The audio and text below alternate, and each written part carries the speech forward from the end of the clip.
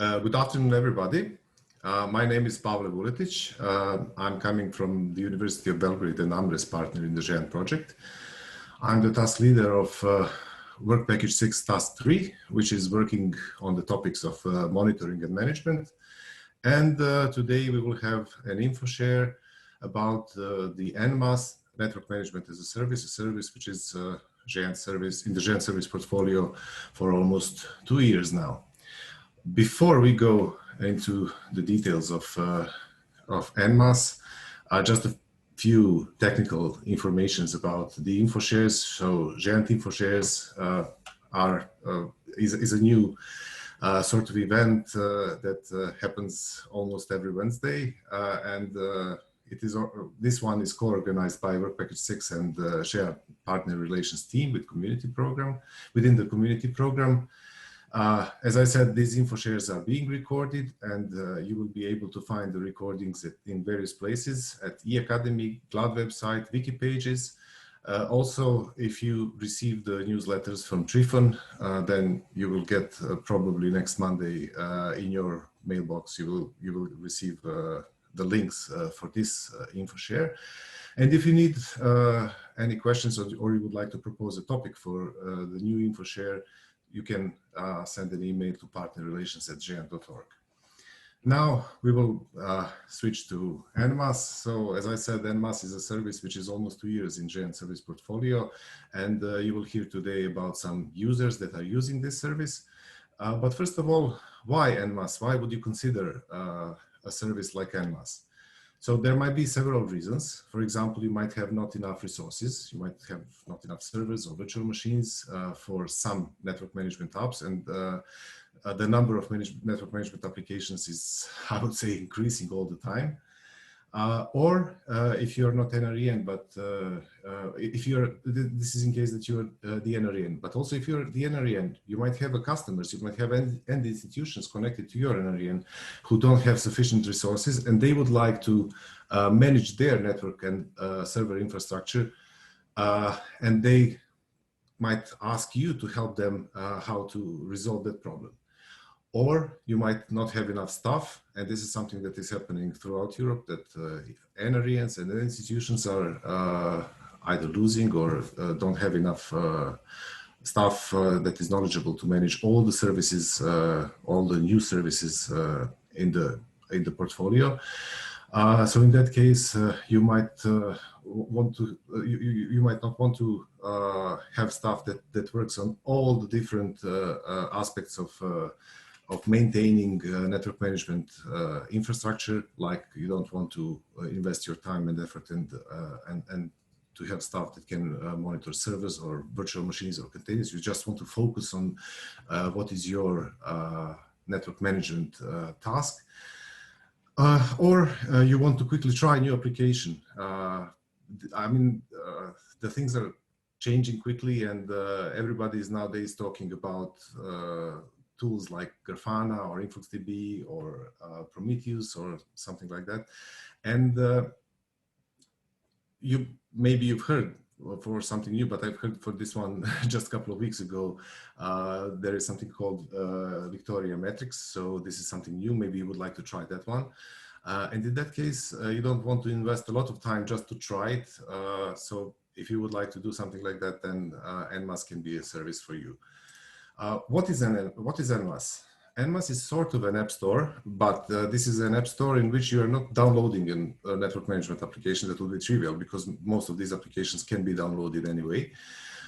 This is an app store where you can quickly install and get a configured instance of a particular network management application. What you see below, and what you will hear a lot more today during this Infoshare, is a set of tools that is not a full set, but a part of the set of tools that NMaaS is offering right now. So if you click on any of these well-known tools, you can get an instance of this tool like ElkStack or InfluxDB or something else. It will be installed in several minutes, and it will be ready for you to start to work with it, to feed it with some data and to get very quickly network management results. Who can use this? NMaaS service currently supports NRENs, NREN institutions, and you will hear today something about the users of NMaaS, but also GÉANT project teams. What are the benefits that NMaaS is offering? This is a cloud-based platform which significantly reduces startup costs and management overhead. As I said, you can install everything in a couple of minutes. And if you are using GÉANT instance of NMaaS, you can even use the resources which are not your own, but GÉANT resources, or in this case, the resources of the GÉANT project.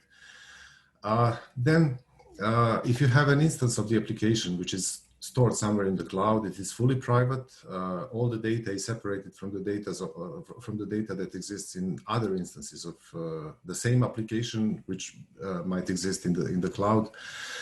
So you can have your own separate infrastructure which is located somewhere else.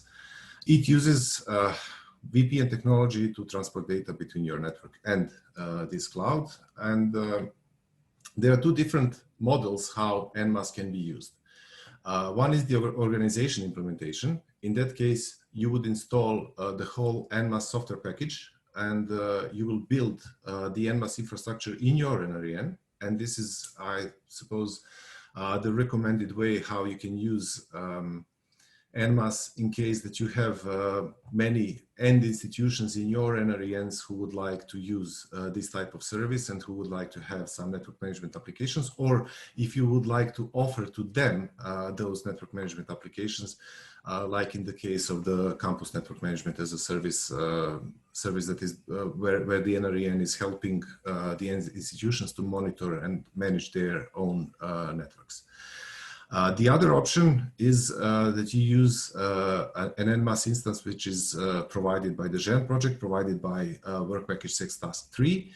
And in that case, the instances of these network management applications are being installed in the cloud in the GÉANT infrastructure.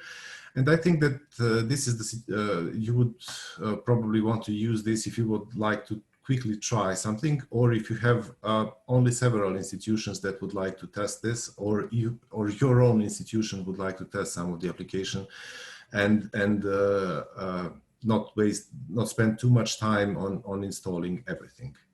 So you will hear today much more details about how this whole system was built and how it works and what are the benefits of using it. This is just a high-level overview. If you would like, after this Infoshare, to have more information about the system, you can contact us at our mailing list. I don't want to read all these details. We have wiki pages, we have a sandbox instance of NMaaS where you can play with it. You can try how it works. This slide and all the slides from this Infoshare are available right now at the events page where you registered for the Infoshare. So I think that you don't have to quickly now write and all these links and email addresses. You can do this after the Infoshare is over. So what is the plan for today? This is the first part of the presentation. This is the introduction. After this presentation, my colleagues from the NMaaS team will talk about the NMaaS concept, the architecture of the system, how it is deployed, the application portfolio that exists right now, what are our plans for the near future, what are the tools that are going to be very soon available or are right now available. You will hear the details about the GÉANT production service. This is the option 2 in the slide that I mentioned, where you can use the infrastructure that is built and maintained by Work Package 6 Task 3. If you would like to deploy it on your own, you will hear something about the infrastructure requirements for your own NMaaS instance in your own NREN. In the end, we will have 2 demonstrations.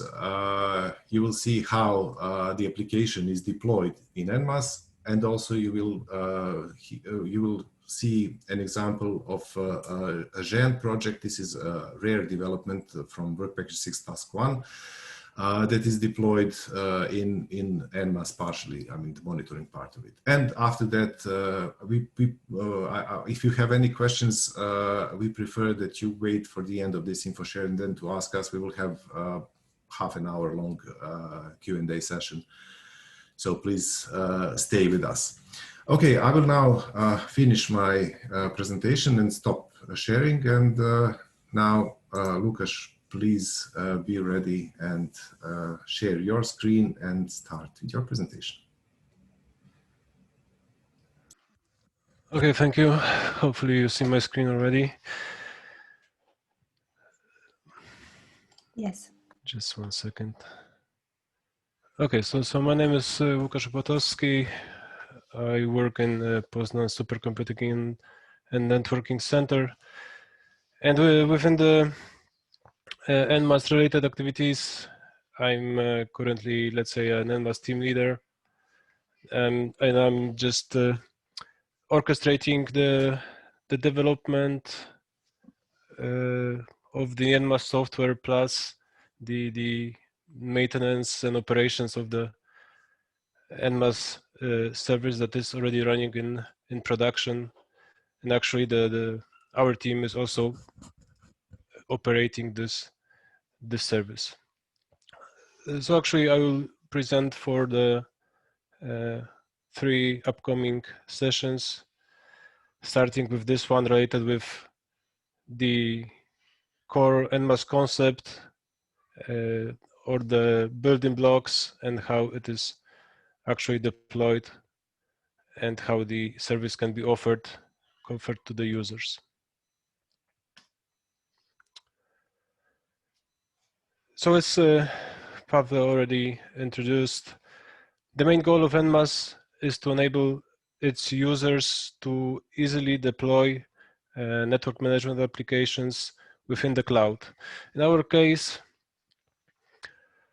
the NMaaS service provider being the GÉANT project itself or a particular NREN that would like to provide NMaaS directly to its users has to deploy the cloud infrastructure. In our case, we are using Kubernetes that is being deployed on centrally on a set of bare metal servers, on top of which we are running Dockerized applications, and the whole deployment process is coordinated by the Helm software.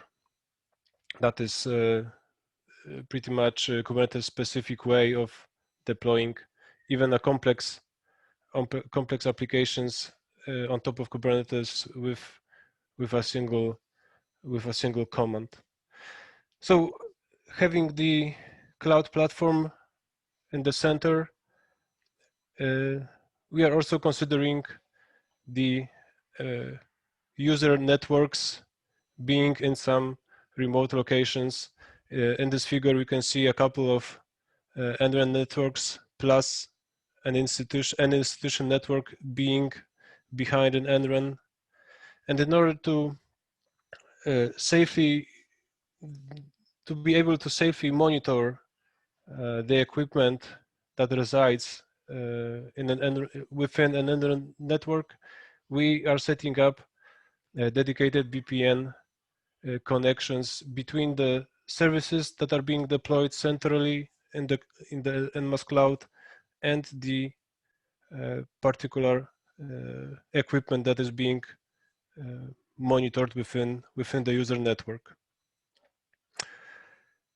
And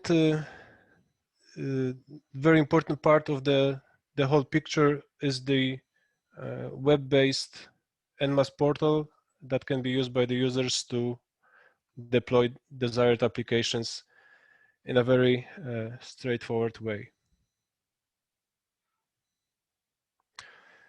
So actually, from the very beginning, our main goals when designing NMaaS were to make the network management application installation process as straightforward as possible from the user perspective, of course, and hide all the complexity in the background.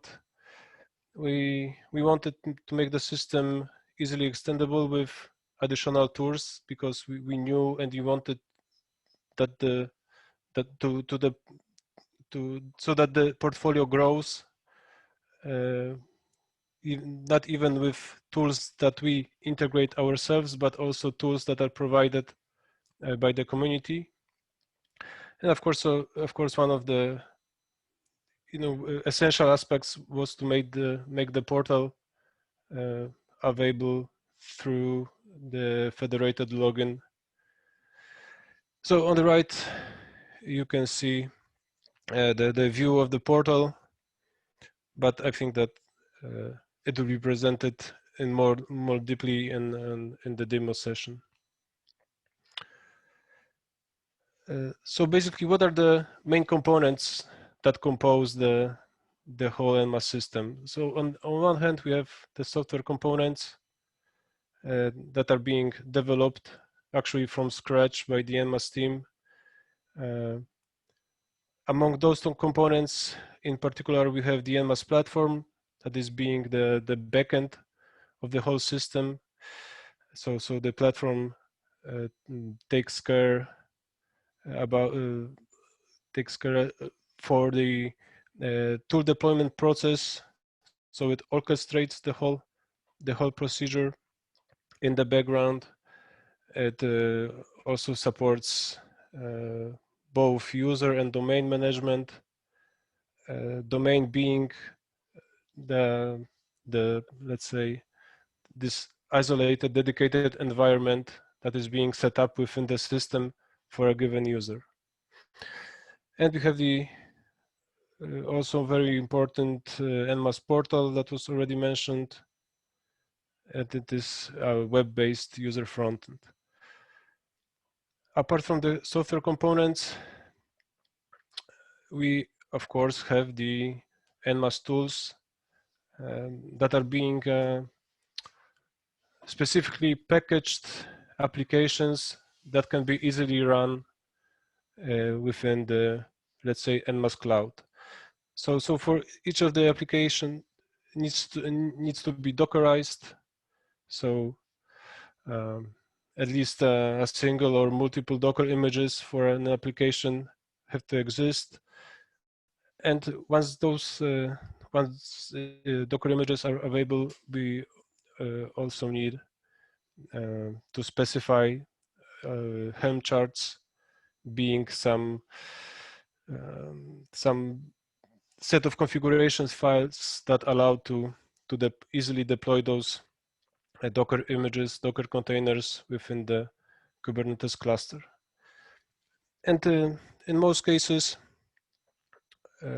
for the applications that we already support, the Docker images already exist and can be downloaded from the internet. This happens often for the most popular applications that are already on the market, and even for most of the cases, Helm charts already exist. But if we deal with a new custom application, then sometimes we need to invent those from scratch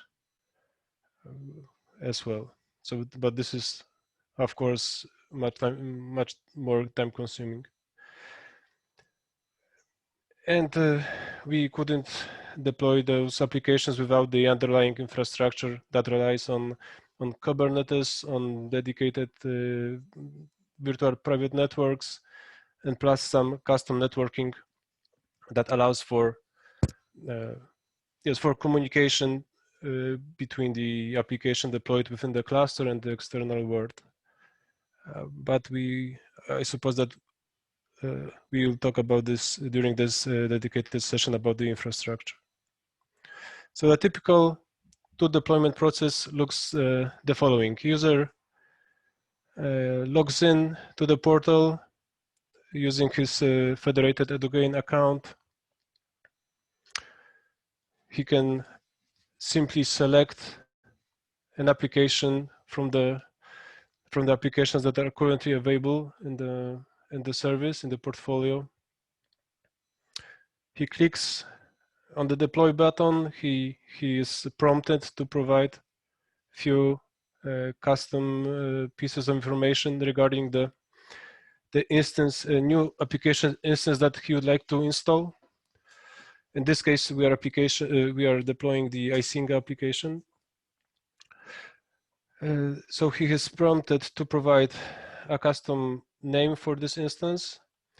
He has the option to select a particular version of the application if multiple versions of the given applications are currently supported, and he's also should confirm that the domain within which he would like to deploy this new instance, since we assume that the possibility so that the user is part of multiple domains.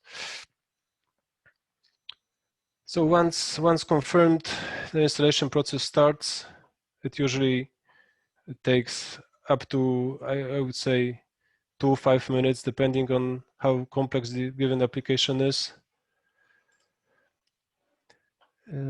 Along the way, a user is prompted to provide some basic configuration for the new application instance that is being deployed.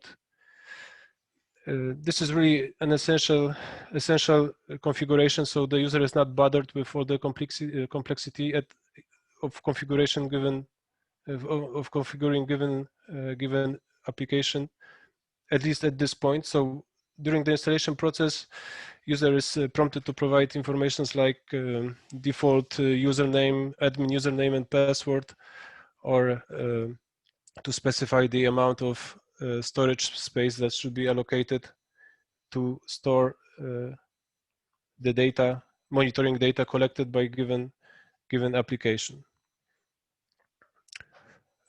Okay, sorry.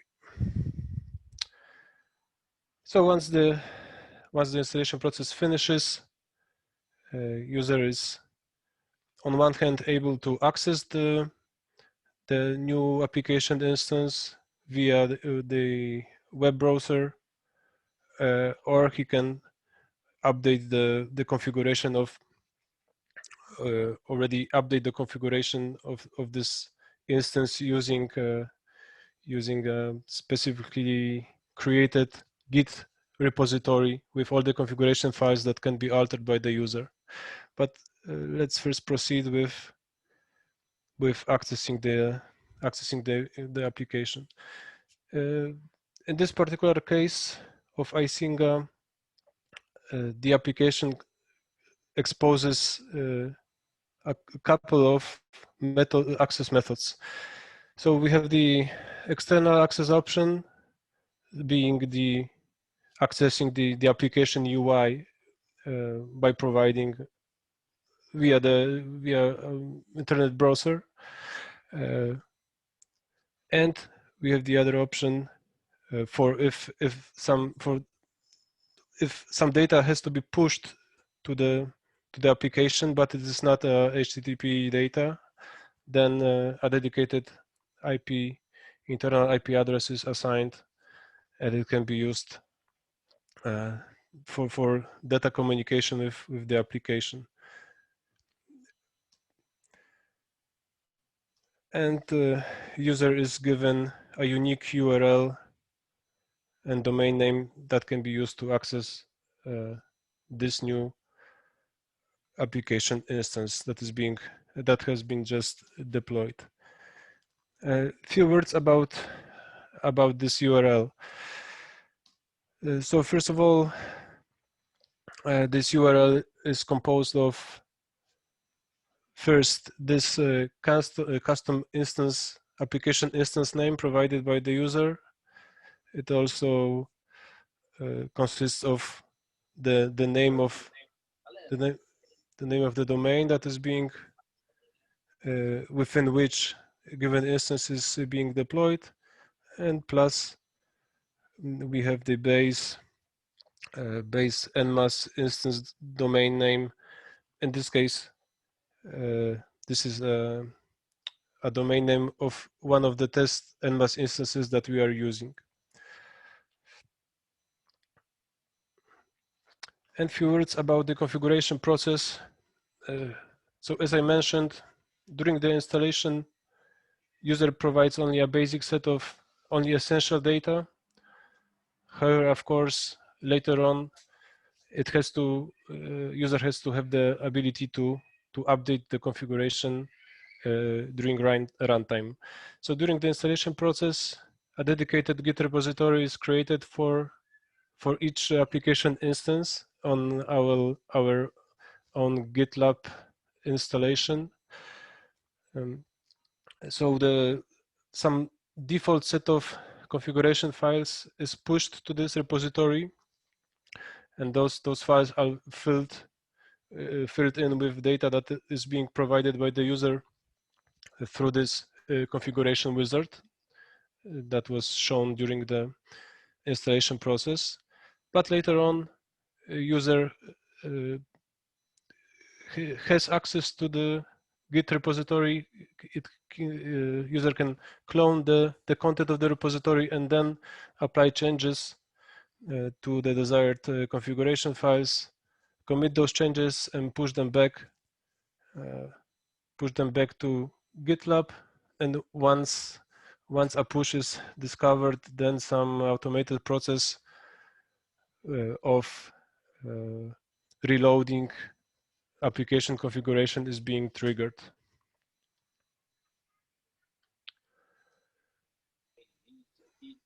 Okay, and this was my last slide for this session. Lucas, just an info. This was 15 minutes, so please bear that in mind. Okay. Okay, so now a few words regarding the current application portfolio. So being the list of applications that are currently available in NMaaS production. So at this point, we are supporting 18 different applications. This is the complete list, and two additional applications being Isinga and this already mentioned Victoria Metrics are already being integrated, and most probably will be also available in production next week.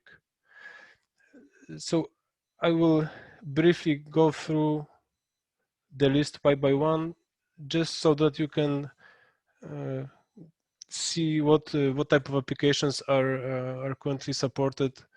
And you might find something interesting from your perspective. So we have an oxidized application being a configuration backup tool that is actually being deployed quite often through NMaaS. So this tool periodically connects to particular device and downloads its configuration and checks if there were any changes, and keeps track of all the changes made to device configuration over time. We have LibreNMaaS being SNMP based network monitoring system.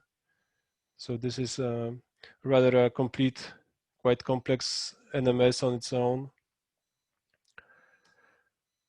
We are supporting the NAF application that is being developed in-house by Uninet. So it is also an advanced software suite to monitor large computer networks with various capabilities. We are supporting Prometheus installation. I suppose that most of us knows Prometheus by now. So it is on one hand, this is a time series database, and on the other hand, it implements and provides mechanisms to collect information for monitoring data from various Prometheus compatible endpoints. And later on, Prometheus can be used also as a data source for other visualization applications, like, for instance, Grafana, that is in metrics dashboard and graph editor that also supports multiple data sources, including Prometheus, as I mentioned, but also, for example, Elasticsearch or InfluxDB. We are supporting, and we have integrated based on user demand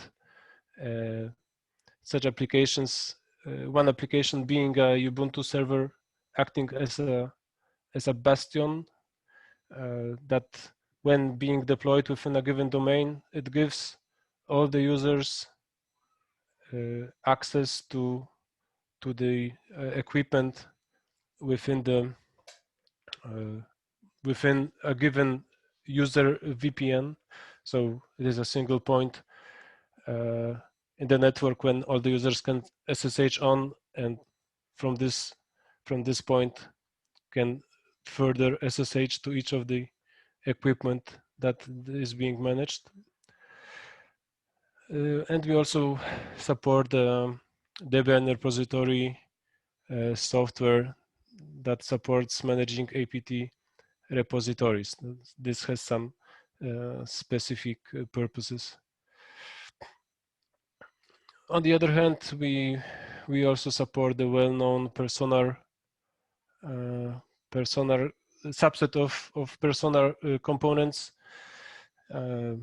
meaning the components that are typically deployed centrally. This is, for example, the SMOND, being the system for collecting, storing, visualizing, analyzing large sets of time series data.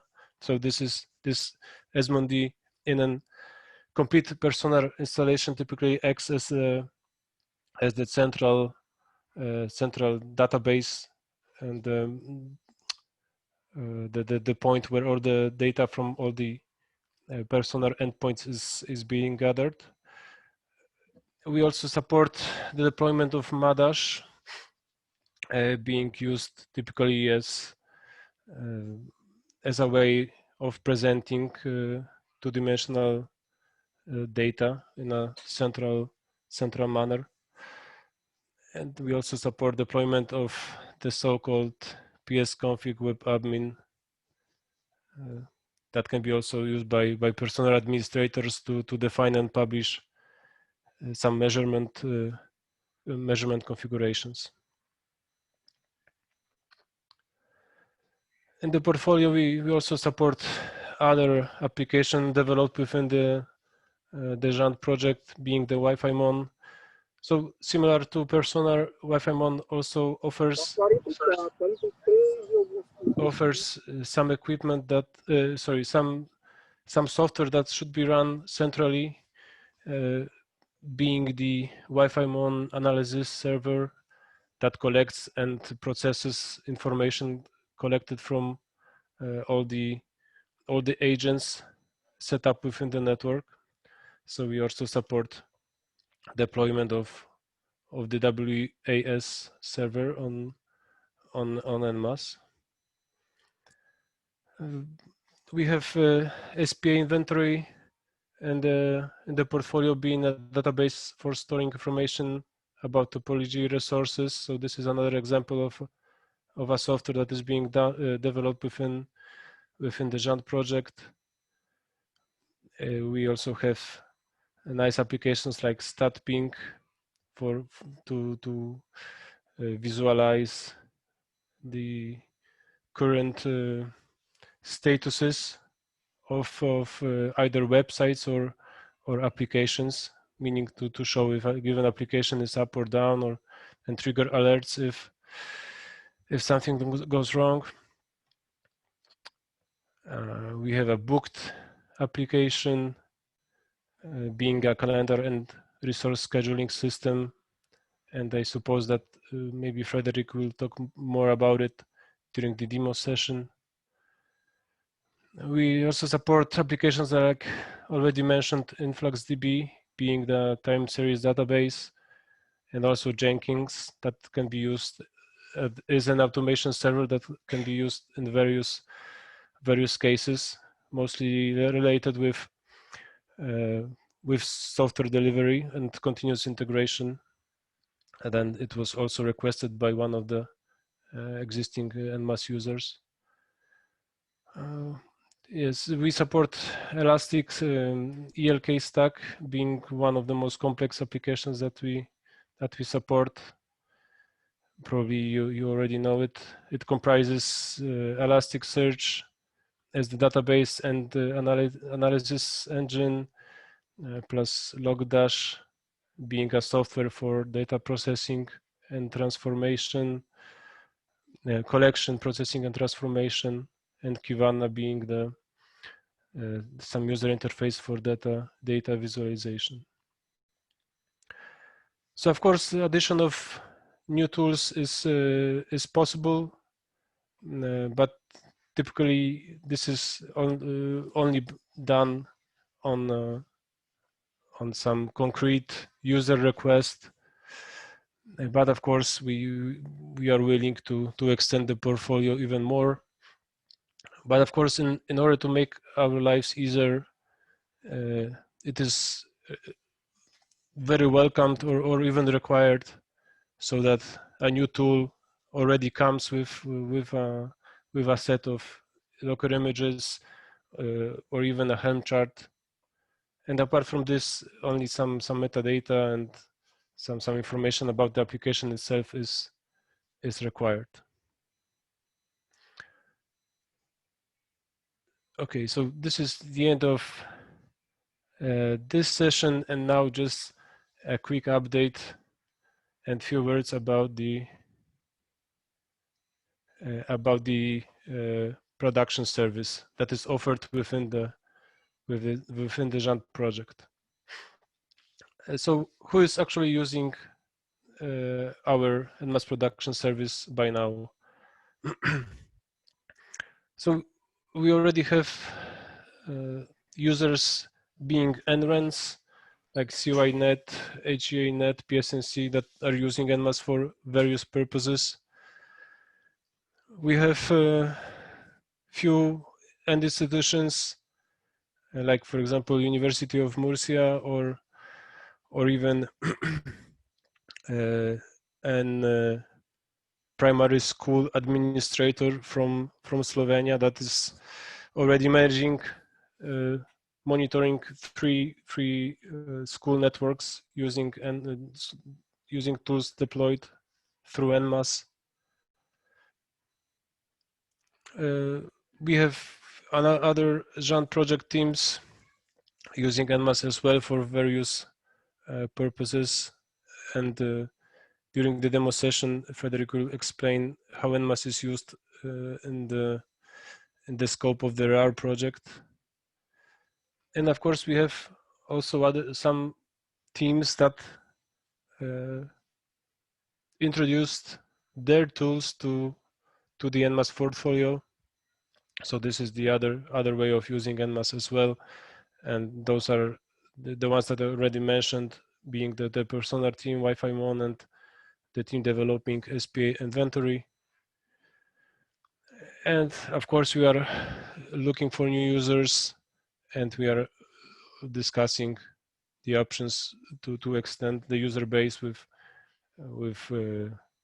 GRNet, Grena, and LitNet, or even to support some regional network that is behind Renator. Okay, and just a few sentences at the end. So typically, when a user considers using such a service that stores monitoring data on some remote location, he can ask a question if NMaaS is in fact reliable. So to make it reliable, we are relying on the Kubernetes cluster that it has his own resiliency mechanisms. So we are using node redundancy. So even if a virtual machine fails, the applications are being spawned on the different workers, and so that we keep the downtime at the minimum possible level. The data is kept on external persistent volumes that are in turn provided by a dedicated Ceph cluster that is configured with redundant components, with built-in data replication mechanisms. We of course have backup strategy in place, and overall, we believe that the NMaaS service is reliable, and we do our best to keep it that way. On the other hand, the other question is if NMaaS is secure, meaning that if for example, if only the actual user of a given service has access to his applications. To this end, we use the client to site VPN concept. We are also setting up the site-to-site VPNs for secure transfer of data between the customer equipment and the application deployed in the cloud. We are applying some custom routing and firewall settings to isolate the traffic belonging to particular users. And I think this is actually enough in terms of applying security. So last slide from my side. So this NMaaS service is offered with no additional costs. So the funding is allocated for at least the duration of the current phase of the GÉANT project. So at least till the end of 2022. But of course, if it will be actively used, then we assume that it will be further and extended to further duration. So of course, the service is being continuously enhanced with a new software release coming up in mid-December. So of course, I encourage you to either use the NMaaS production instance right away, or just familiarize yourself with the sandbox instance. And please don't hesitate to contact us over email or using other form suitable for you. Okay, thank you very much. Thank you, Lucas. Now, Voidan, can you please share your screen? Yes, thank you. Okay, I think that's okay. So hi everyone, my name is Voidan Kerozirowski. I'm from UKIM and I'm part of the NMaaS team. So in this presentation, we'll have a quick look at the infrastructure requirements that you would need if you would like to set up your own NMaaS instance, and some lessons learned from our side. So how we have set up the infrastructure on our end. First of all, okay. So the agenda for this presentation is just to have some general NMaaS requirements outlined. So we'll see the hardware perspective and the software perspective, and how we can integrate NMaaS with existing third-party systems. And then we'll move on to the production instance. So we'll discuss the design choices that we have made and give some further implementational details. Regarding NMaaS in general, so as Lucas already mentioned, it requires a working Kubernetes cluster. We are using Kubernetes as a container orchestrator.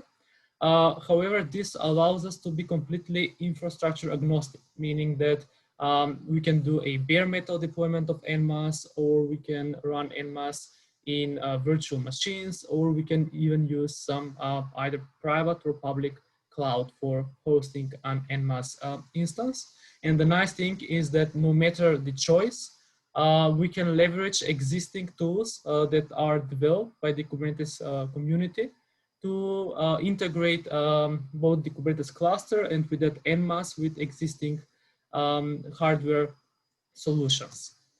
Regarding from the hardware perspective, so basically you just need the hardware requirements are the same as for any Kubernetes cluster.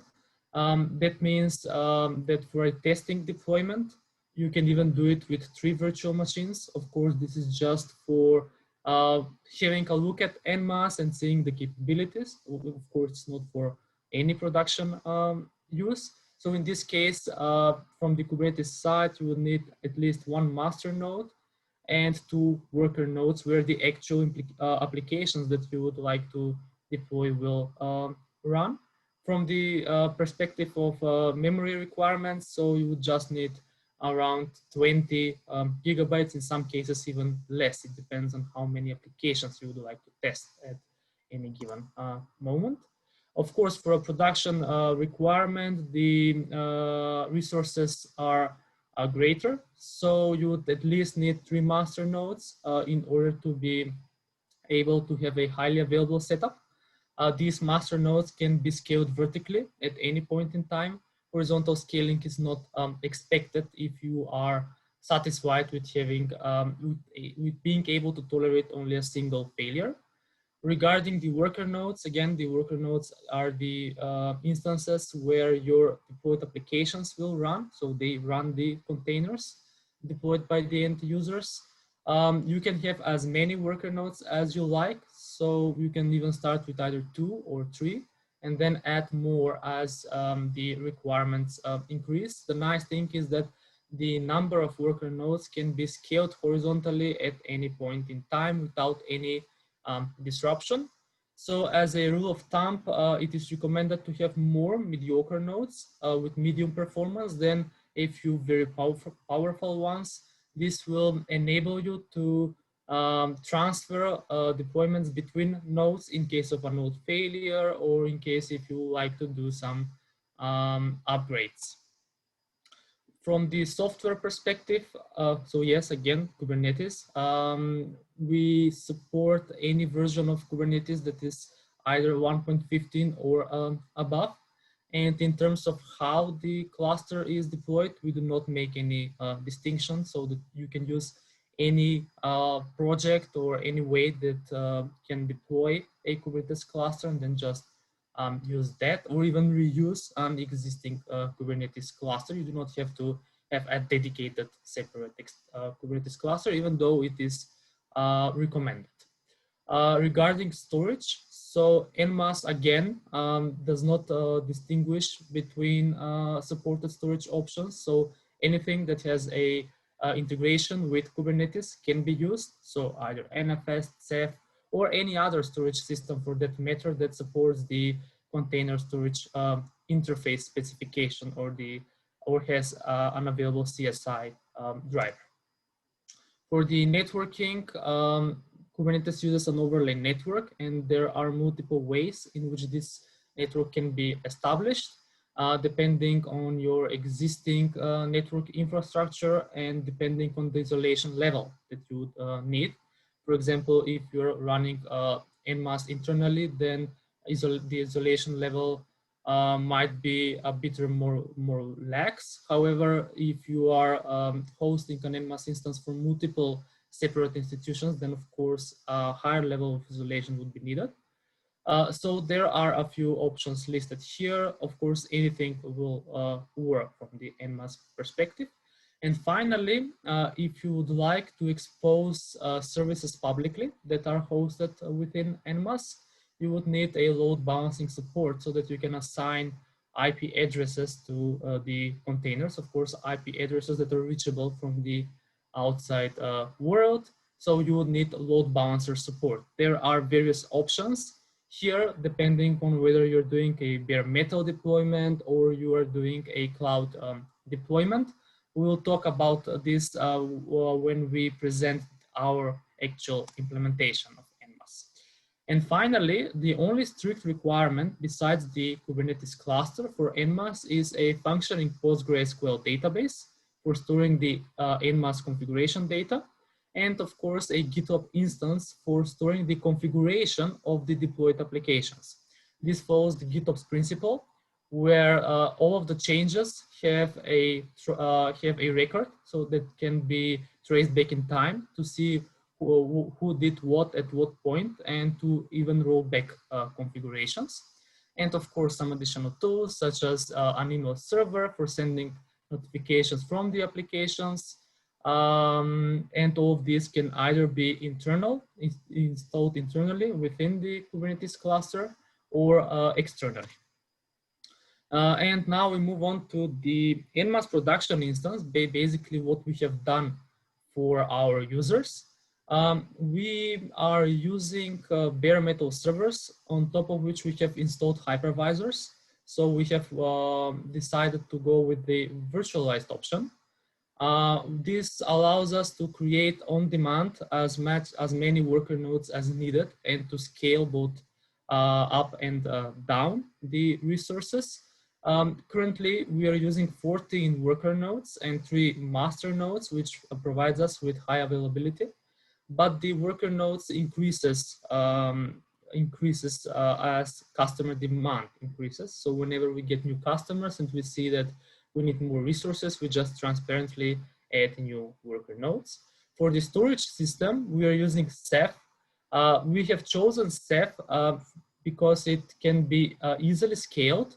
And of course, it offers both block storage and shared storage. So depending on the type of application that is deployed, we can either choose a shared file system or a block storage device that will be available to only a single instance.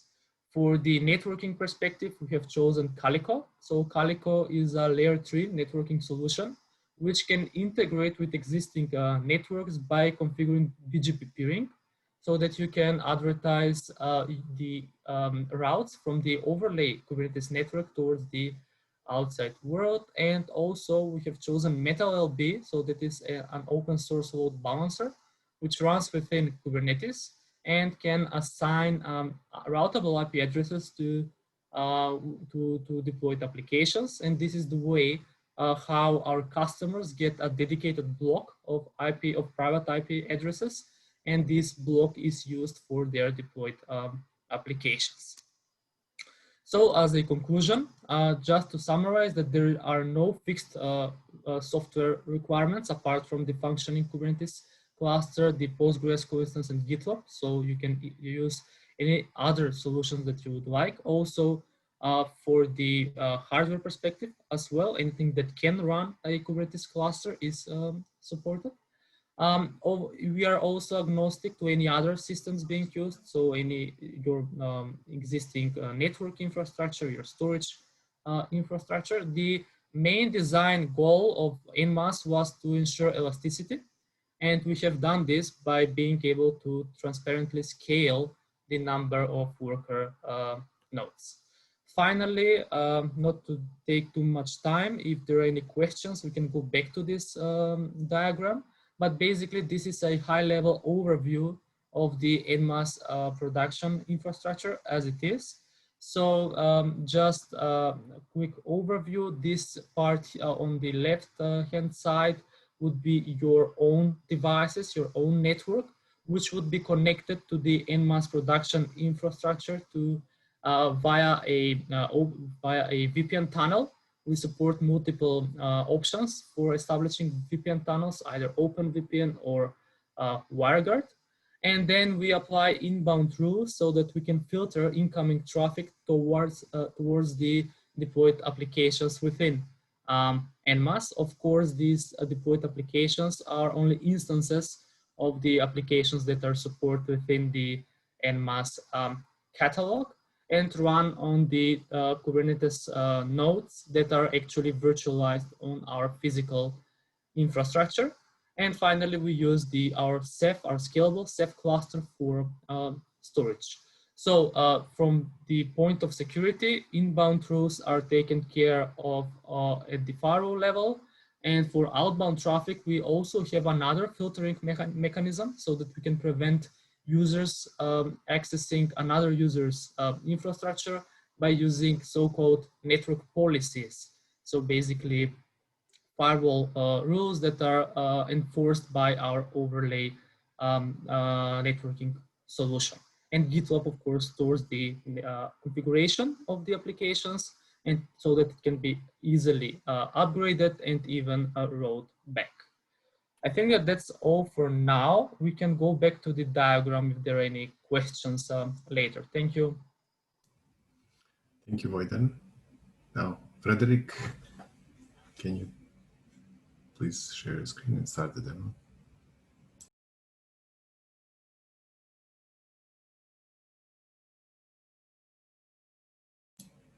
And unmute.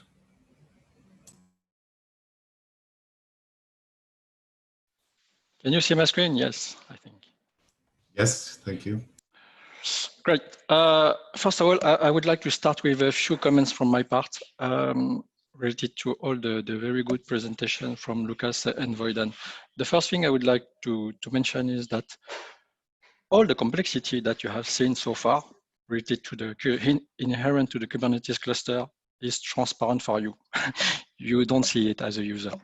So this is the first thing, the good thing you need to take into account first. All this complexity is invisible for you. We have presented this for you so that you can understand what is the technology behind the thing. But in any ways, you will have to confront to having to deploy manually a container. So this is the first thing you really have to know. The second thing is that Pavle was mentioning, for example, a tool called Victoria Matrix. And just to let you know that for Victoria Matrix is a highly scalable time series database working on cluster and very good, that has a very good optimization for running inside the container cluster like Kubernetes. It is run, for example, by CERN. So all the metrics collected by experiments are gathered inside the Victoria Matrix. And the good news with Victoria Matrix, for example, is that this is something that can be used as a backend for every existing tool that you might already know, like InfluxDB, Prometheus, and the integration is almost seamless. So why I'm mentioning this, I'm putting the focus on Victoria Matrix. It's simply because to share the experience in using NMaaS.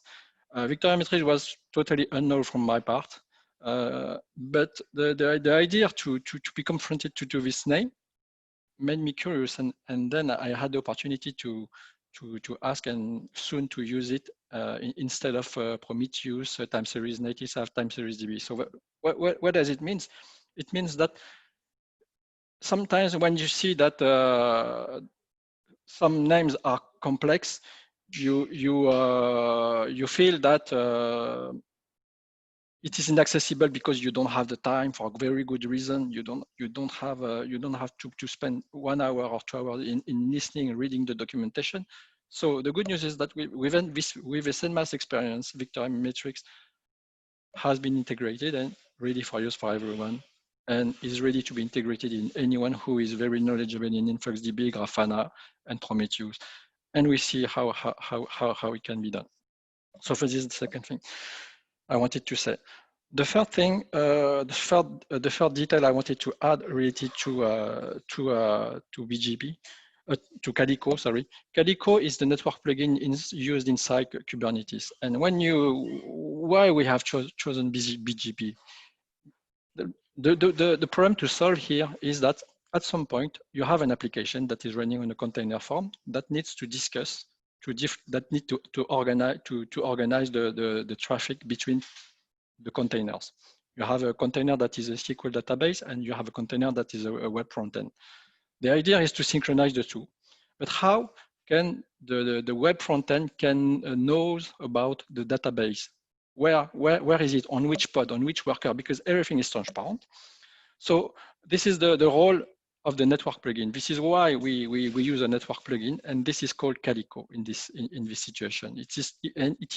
And we have chosen, back in 2015, we have chosen BGP simply for one very good reason. It's because every NOC inside the NREN community knows BGP. So what does it mean? It means that they can troubleshoot any problem from the one, but our NOC can also transparently, seamlessly troubleshoot problem into the cluster itself, simply because BGP is there, and this is the protocol we are speaking since forever in the NREN community.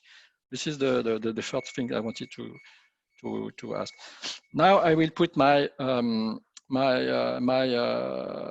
NMaaS user, my NMaaS user hat, sorry, and share my screen totally. So now I will put it in full screen. So basically, as a user, we are working on a project called the RAR within task work package 6 task 1, and the idea of this project, we won't spend any much time on it. The idea of this project is to provide a router that has different data plane capability. And when I mention data plane capability, is that the data plane flavor that we'll use will help you to create a router for specific situation. If you need, for example, a pure BGP route reflector, it will work. If we have one use case for that. If you need a CPE, a very small router running at a multiple gig, it works perfectly.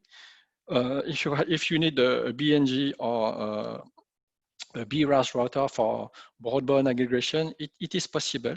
And if you need a pure MPLS router running able to switch multiple hundreds or terabytes of traffic, it is possible also with the RAR router now.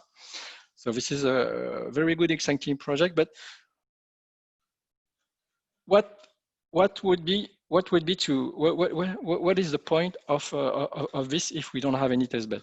So in order to verify all our theory, we have deployed a set of a box, which is called, I would say, the P4 lab, and each green box you can see here is a box that has 32 ports running with 100 gig, 32 ports, and keep it between us. But the box costs 6K euros, which is quite interesting in terms of price point. If you want to deploy a very small network at 100 gig in your metropolitan area network, or simply a very big data center, or simply your home, your NREN headquarter office, this is a very good candidate for that. So here you can see the P4 testbed footprint, and we have laid down the 10 gig circuit between all nodes here. And this is actually working well. But when we started the project 2 years ago, after 1 year and a half, we said, oh, what we have a problem here. The thing is that we were blind, actually. We were blind, we had nothing to do, and we planned to buy, we planned to budget new bare metal servers in order to do our own monitoring stuff and so on, but we had nothing. But then we had this idea to leverage the NMaaS concept and benefit from the assets of and the power of the NMaaS system. And what would be a very good testbed with very good switch without a very good network management system that is not managed by us, because we don't have the time to manage it. So this is the point of NMaaS here. NMaaS is on the right. We have a communication and network in between, which can be internet, MPLS, VPN, or whatever. As we are using, as it is internet in our case, we have 2 firewalls that is running pfSense, and where we have established tunnel. In this, one of the endpoint on the left, the pfSense on the left, is actually inside global layer 2 VPN, multi-point to multi-point VPN on top of GÉANT, which is a VPLS. And each VPLS is simply connected to each P4 switch out of bound management. So basically, what does it mean? It means that we have network management from the cloud using NMaaS inside the Kubernetes cluster. So our problem was solved because everything related to network management is not managed by us. It's really outsourced, and then we had the time, the occasion to focus only on our work. So I won't go into the details, but I will just briefly tell you what we are using. We are using LibreNS because we have activated SNMP on top of the P4 switch in order to verify the traffic load. This was our first move. The idea is to leverage the SNMP polar you can have, and this is why we use LibreNMS for that. The second thing is that if you are very familiar with Rancid, Rancid was the very CMDB software, configuration management used by the NREN. It's widely used in the telco industry. Oxidize, if you will, is the version 2.0 of Rancid with all the fancy feature like versioning and stuff. I can show you a demo. Booked is simply a way to it's an application that helps us to define some resources, and the resources for us is the testbed, is the lab. Each switches can be reserved for anyone who wants to develop P4 program. So each time someone would like to use the switch, he goes into the book system. He tries to reserve the switch in a specific date, and that's it. Upon reservation, the SSH key are pushed into the P4 switch, and then he can access the box.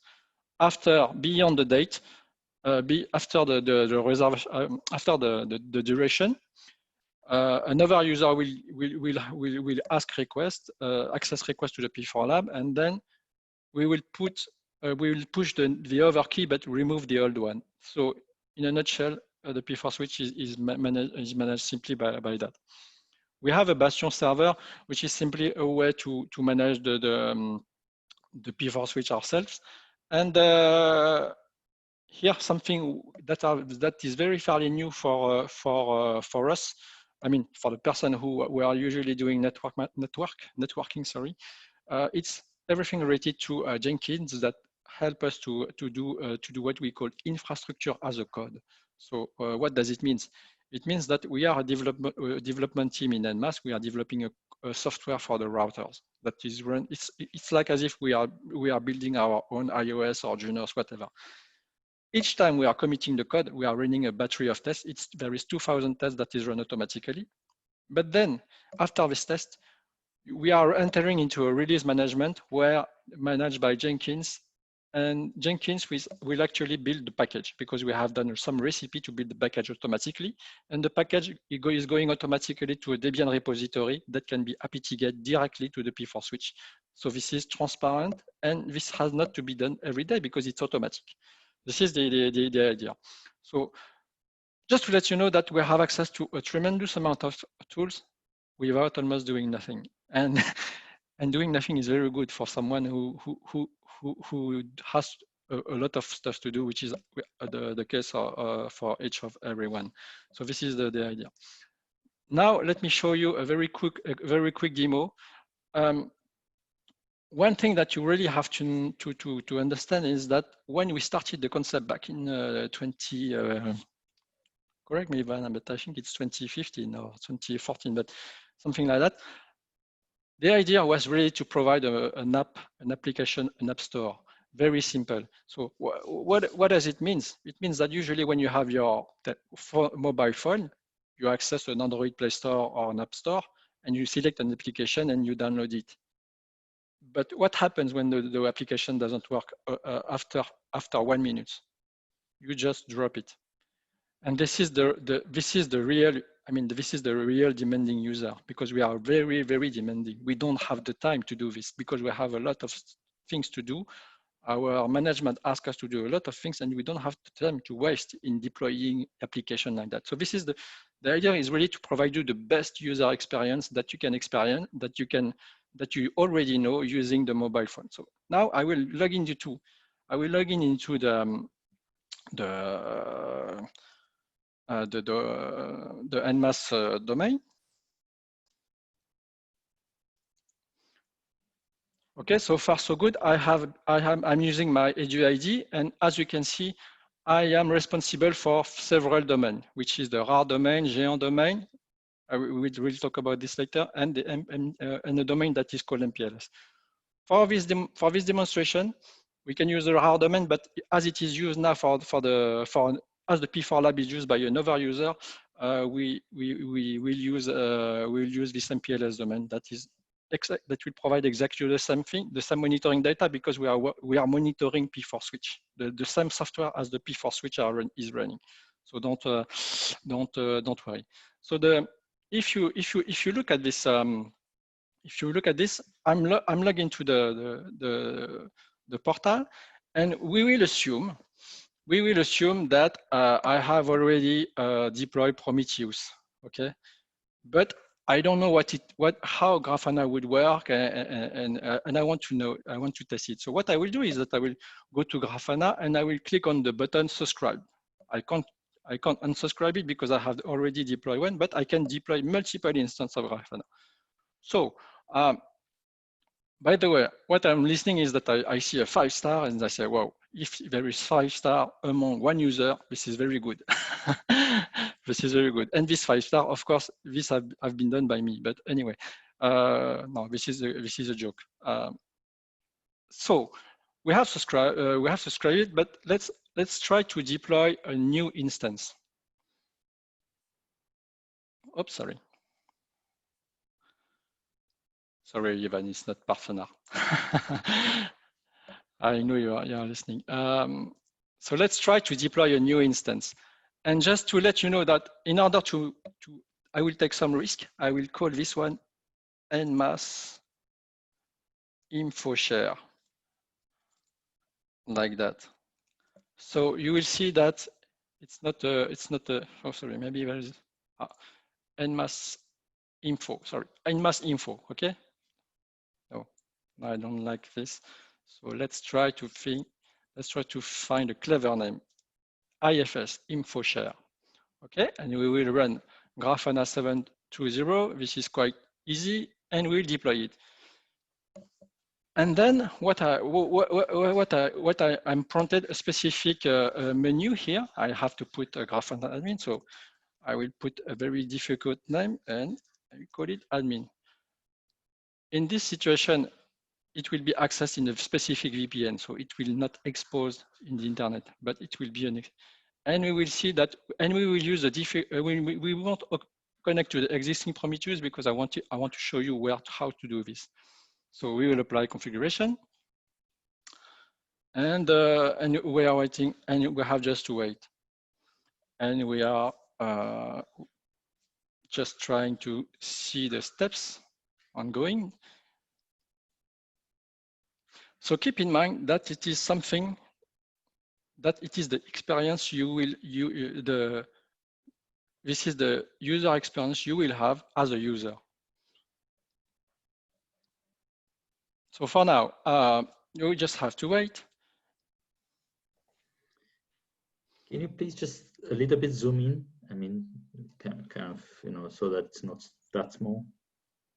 Zoom in. Let me try. I'm not familiar with my Macintosh, but is it better like that? Sorry, I have a tiling Windows Manager that is doing a lot of stuff automatically. So is it better for you, Ivan? You are like me. You start to need new glasses. Okay, so it's over now. You see that I have done nothing.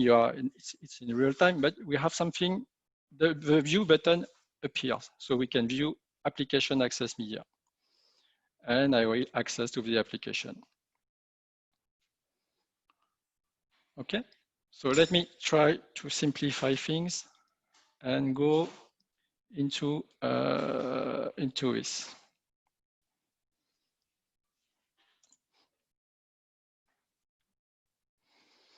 So as you can see, it's admin. Sorry, let me try to zoom in for you, Ivan. Login. Oh, sorry. So it asks us to provide a new password, and then we'll repeat the password. I'm sorry, I'm not good at security, but this is for demo's sake. So when you can, what you can see is that you have a brand new Grafana with no dashboard at all. Everything is empty. Okay, this is purely empty. So what we have to do now is to have first in Grafana. I am not a Grafana user. I just discovered it with NMaaS. So we have to create a data source. Let's create a data source that is a Prometheus, because, as I said, we are assuming that we were using a data source sorry. Oops.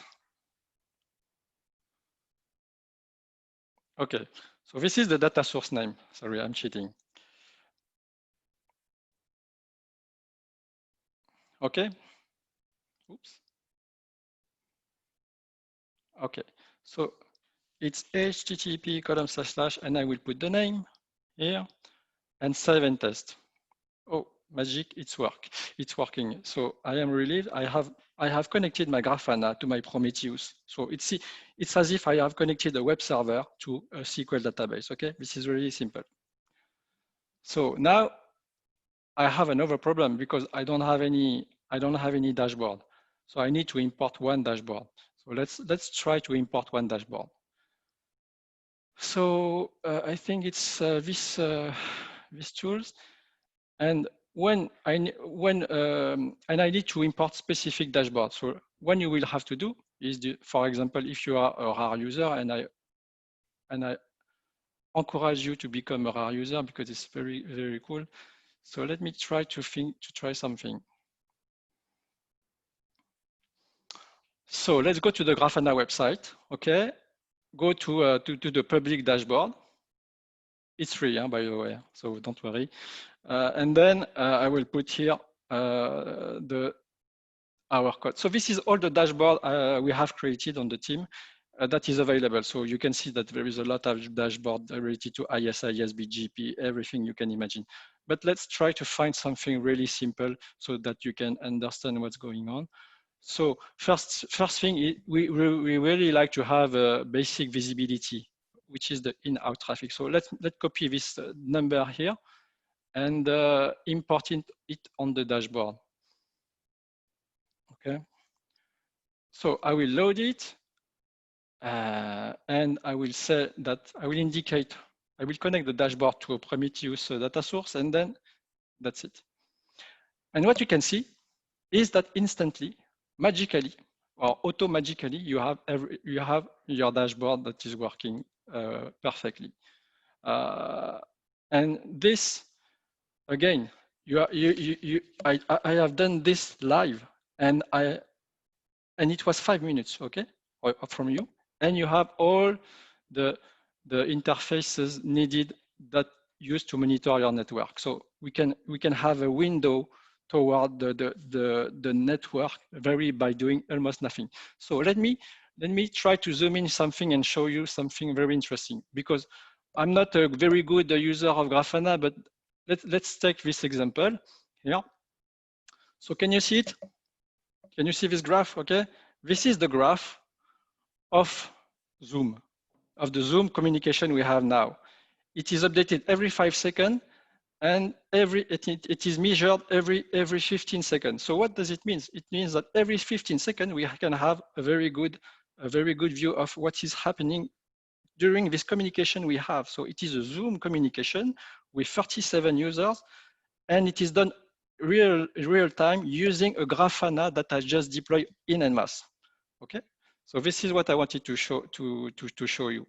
This is the demo, and it will be even better when we will have the possibility to deploy Victoria Metrics, simply because Victoria Metrics will be able to propose more storage at a very fast pace, so you can connect a lot of information.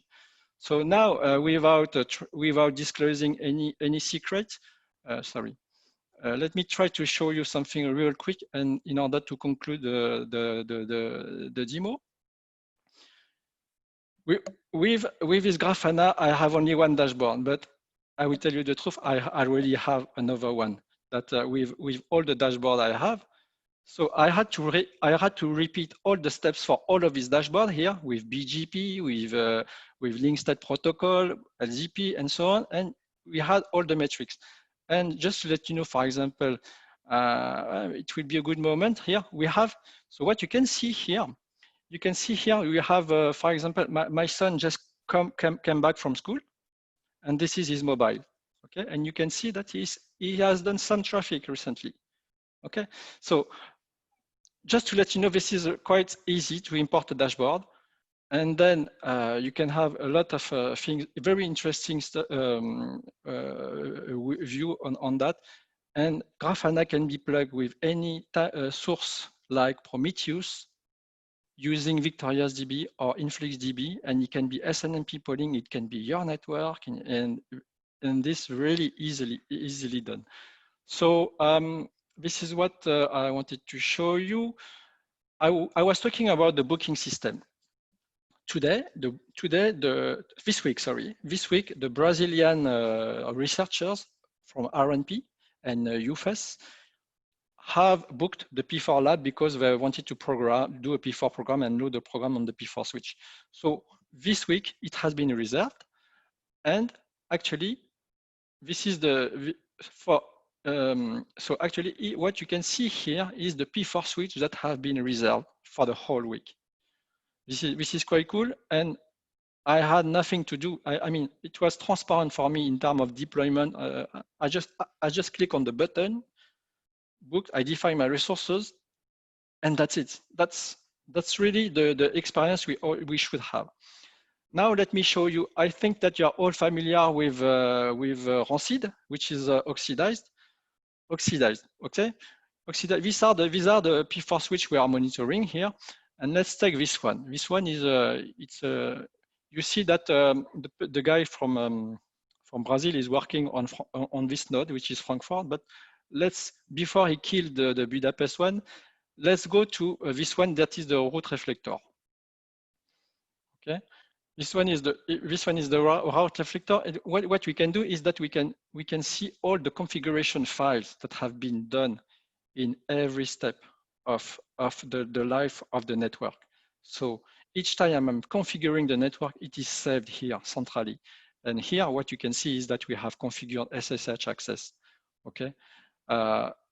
In this situation, it's very random. Here we have configured the sensor. So you remember the data you can see via Grafana that is collected via Prometheus. In the router, we just had to define these lines. We had to configure this line, and that's it. It's finished. It's activated, and then it can be queried, and it gives you the very good graph you can see. So this is about it for. So just to let you know also that, for example, we are landing the P4 lab, and they will kill the lab. They will destroy everything related to our work. It's not a problem because we have the complete config that is set every 5 minutes. So every 5 minutes we are able to restore the thing, and as we have a very good talent in our team, knowledge and belly non-Siebel, we have just to run the script and everything is restored as it was before they killed the lab. So this is very interesting and very easy to use.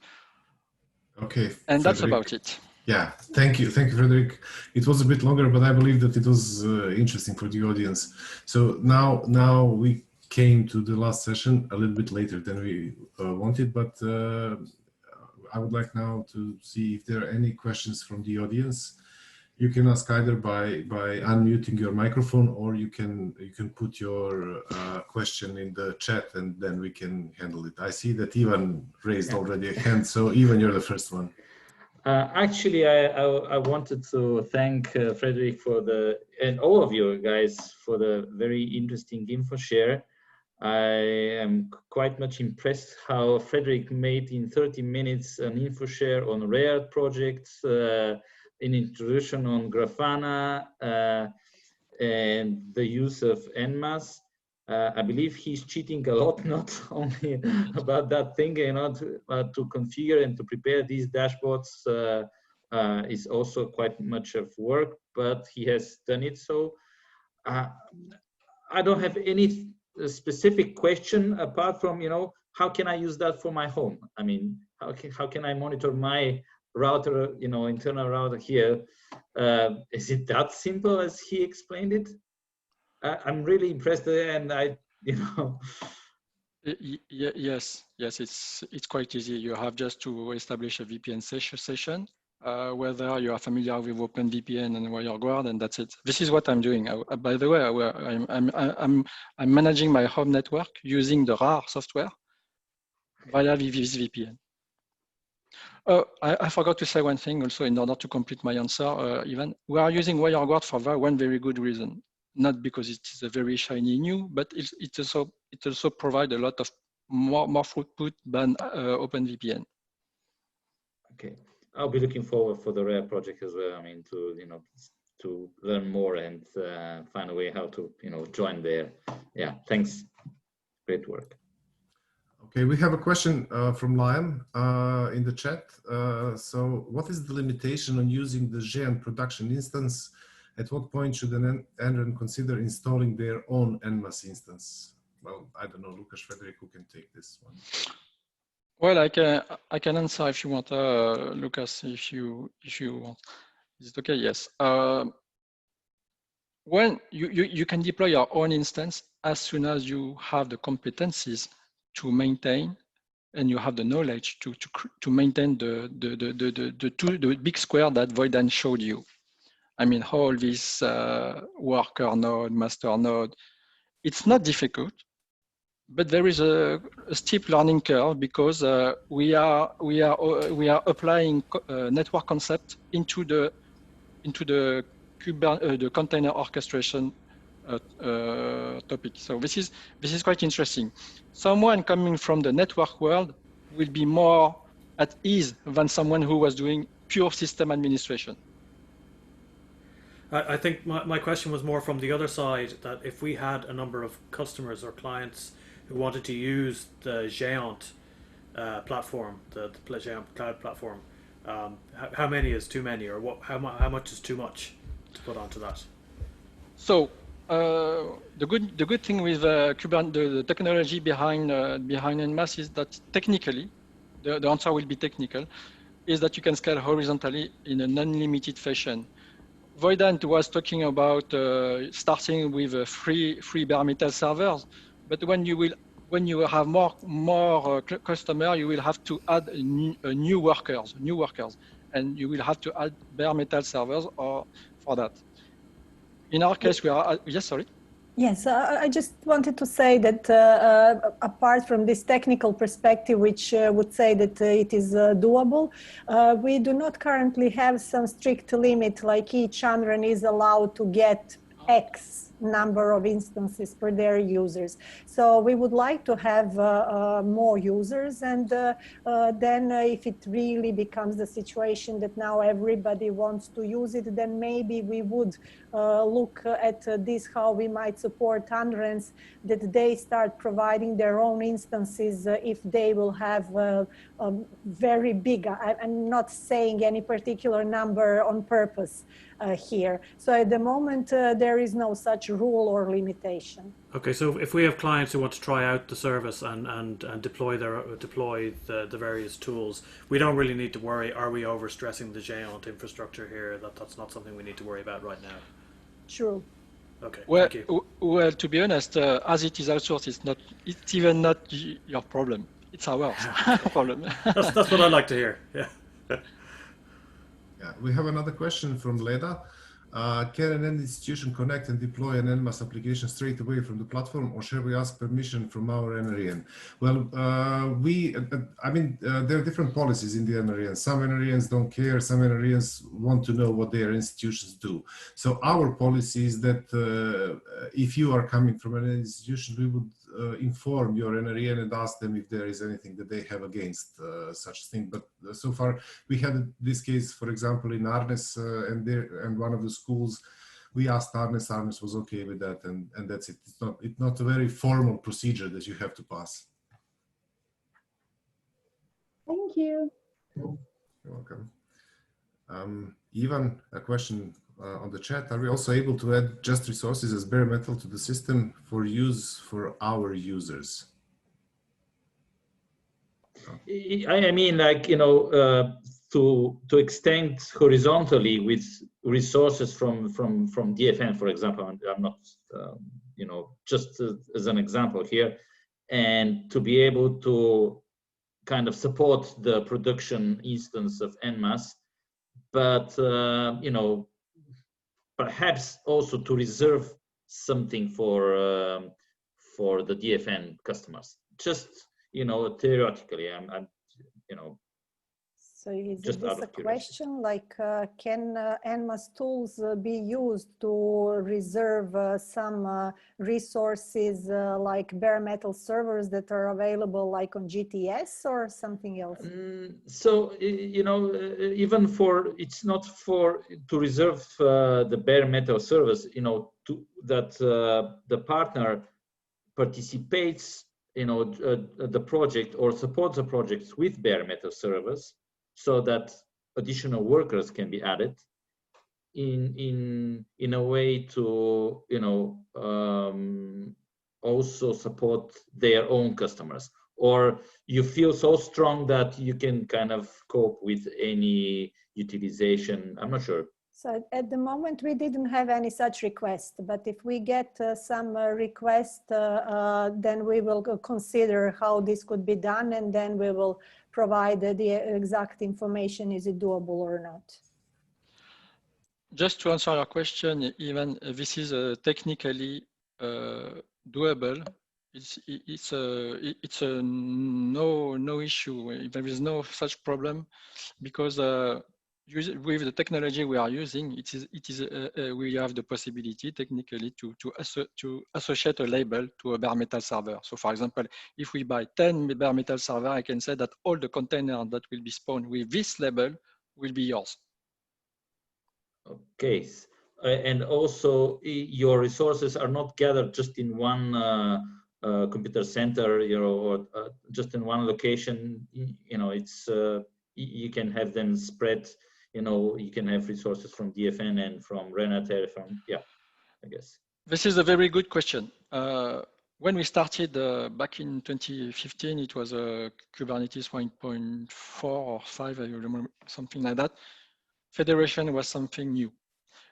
Now, Federation has developed has a more developed concept, and this is something that can be foreseen to have one cluster per country and have a federation of a big federation of this Kubernetes cluster that will share a small proportion of each resources. So there will be some resources that will be specifically national to the country, and some workers that will have a tag called GÉANT, for example, that can be shared, but automatically. So when you create, when you click on the button, it will create a service with a label. And if this label is for the GÉANT, it will have the label GÉANT, and then it will run on a specific workers. Bare metal server, sorry. Yeah. Okay, thanks. Okay. Do we have any other question from the audience?